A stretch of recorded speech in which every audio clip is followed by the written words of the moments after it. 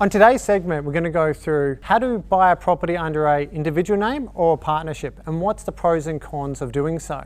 So I think it's an amazing time right now to buy an investment property because house prices have come down a lot. This has provided a great opportunity for investors to get into the property market. The Hatchaway definition of investment property is one where you buy a property for the sole purpose for investment purposes, and that property can cover all of its expenses, including the loan repayments. It is an amazing time to buy an investment property because history teaches us a lot about properties.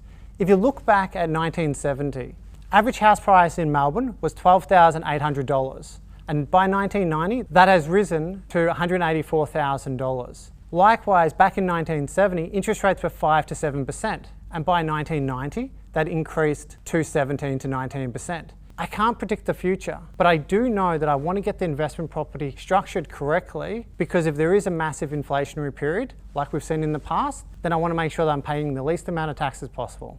With that in mind, when we're looking at buying an investment property, we've got to make the decision between doing it under an individual name or in a partnership with multiple people or other structures like trust, company and super fund. But for this segment, we're going to be talking about individuals and partnerships. So we have two real main types of investment properties. We have cash flow positive ones and we have negatively geared ones. A cash flow positive property is one that the rental income exceeds that of their rental expenses. And with that being the case, it will normally have a tax liability at the end of the year. Where a negatively geared property is one where the expenses exceed that of its income and therefore generate a tax loss, which will generally give us a tax refund if we own it under an individual or partnership structure. Because of this, we want to be very careful about what are the reasons why we buy an investment property and then the structure, because we don't want to buy the wrong type of property under the wrong structure.